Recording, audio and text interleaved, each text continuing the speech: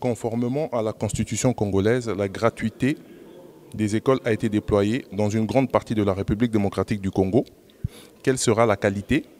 À quoi s'attendre? Quelles sont les mesures, les actions qui sont censées accompagner cette initiative?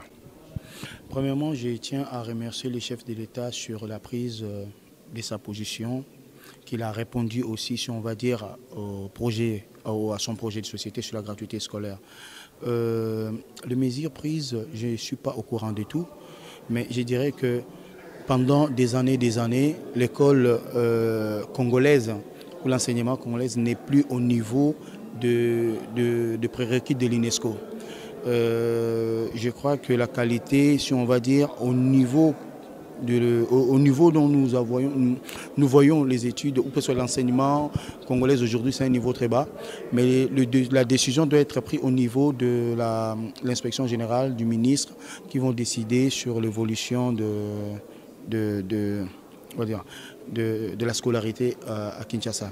Donc je ne pourrais pas dire beaucoup de choses là-dessus, mais je peux garantir et essayer de dire aux gens qu'ils soient sereins que le chef de l'État est en train de travailler sur ça. Très bien. Pour reprendre une phrase du chef de l'État, la revanche du sol sur le sous-sol. Selon vous, comment comprendre cette phrase? Je remercie le chef de l'État d'avoir prononcé cette phrase parce qu'il y a eu beaucoup de guerres, beaucoup d'assassinats, de déplacés, de rébellions. Il y en a eu plein à cause des minerais. En fait, la richesse du Congo ne se limite pas seulement au sous-sol. Le chef de l'État voulait bien dire que nous avons une grande partie des terres arables pour pouvoir l'exploiter. Donc le sol doit montrer aussi ce qu'il peut produire au lieu seulement que nous puissions rester focalisés, que nous sommes riches en diamants, nous sommes riches en or. Non, non, non. Voilà, je crois que le sol, avec l'exploitation, l'agriculture et tout, si on exploite les sols avec l'agriculture intense, je crois que nous allons nourrir peut-être toute l'Afrique. Concernant la démocratie, donc la liberté d'expression et la garantie des droits fondamentaux de chacun, croyez-vous que cette démocratie soit effective actuellement en République démocratique du Congo? La démocratie soit effective, je dirais, je ne sais pas. C'est que beaucoup de gens vont penser. Mais moi, je trouve que depuis que le chef de l'État est là, il n'y a aucun journaliste ni activiste qui a été arrêté à cause de ses opinions. Je crois que la démocratie, pour l'instant, est effective. Maintenant, reste à améliorer certaines choses qui vont avec la démocratie, les valeurs même de la démocratie.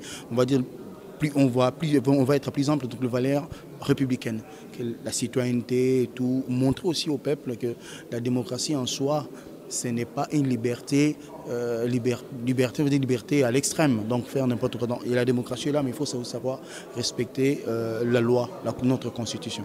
Donc la démocratie, bon, voilà.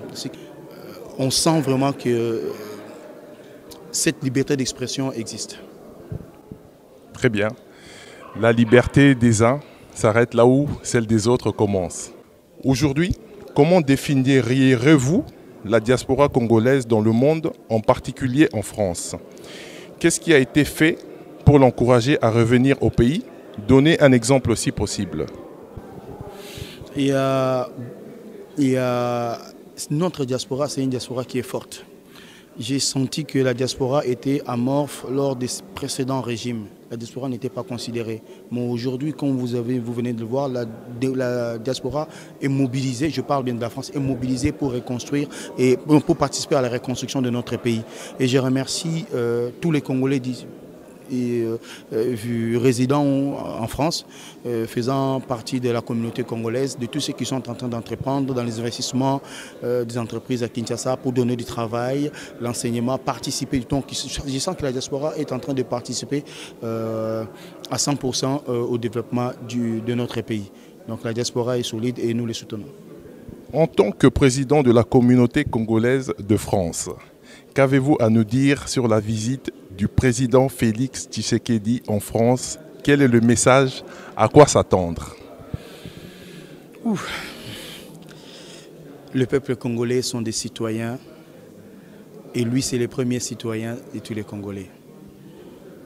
Y compris moi, nous l'attendons à bras ouverts et nous lui souhaitons bon vent.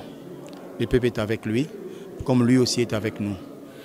C'est une personne qui est en train de promettre et réaliser. Donc, vous voyez, donc c'est ça la réponse. Il promet, il réalise. Les Congolais sont satisfaits de son travail, qu'il aille de l'avant. Coup de chapeau, chef de l'État. Merci beaucoup.